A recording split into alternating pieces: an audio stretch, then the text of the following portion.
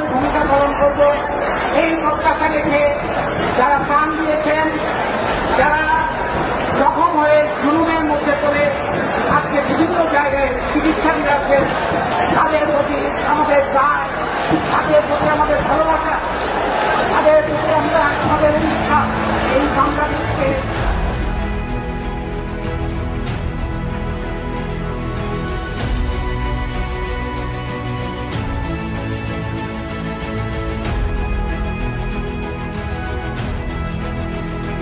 জানতে চাবো না কেন আমার ছেলে রাস্তায়। আমি শুধু জানছি আমার ছেলে ন্যায়ের জন্য রাস্তায়, এটাই আমার জন্য যথেষ্ট।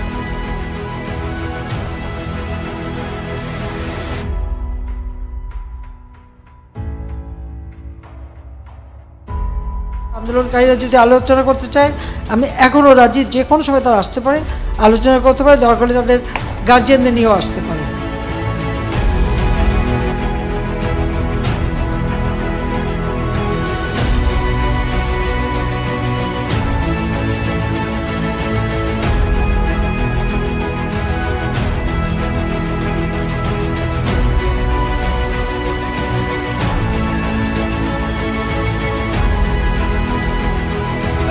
ব্যবস্থা বাংলাদেশ থেকে তার পতন করতে হবে, তার জন্য একটা ঐক্যবদ্ধ বাংলাদেশ গড়ে তুলতে হবে।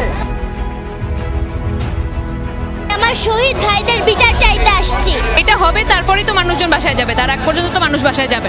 রক্তের উপর বসে, এত শহীদের উপর বসে আমরা কোনো আলোচনা মানবো না।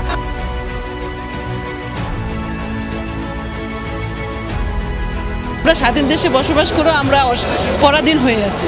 আমাদের ছেলেমেয়েরা আজকে রাস্তায় রক্ত ঝরাচ্ছে, এটার কারণ কি? আন্দোলনটাকে নস্যাৎ করার জন্য এতগুলা তাজা প্রাণ চলে গেল, এই জন্যই আমি এই শত শত সন্তানকে হত্যা করে, হাজার হাজার মানুষকে আহত করে, শিশুদের হত্যা করে, আমাদের ছাত্রদের বুকে গুলি চালিয়ে এখন বলে এখন আবার আন্দোলন কিসের? আজ সারা দেশে মানুষ পথে নেমেছে, গুলি চালিয়েছেন, আলো চালাবেন, চালান। লাখো আবু সাঈদ বুক পেতে দাঁড়াবে। এই জনসমুদ্রে আমরা মিশে গেছি, আমরা আপনাদের সাথে আছি।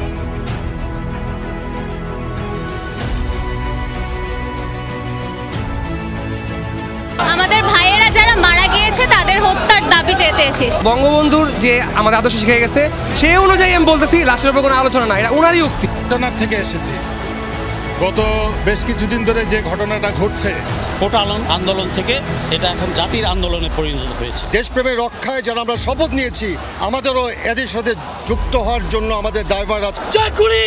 সেটা সাধারণ ছাত্র জনতার মধ্যে ব্যবহার করা হবে, এটা অন্যায়।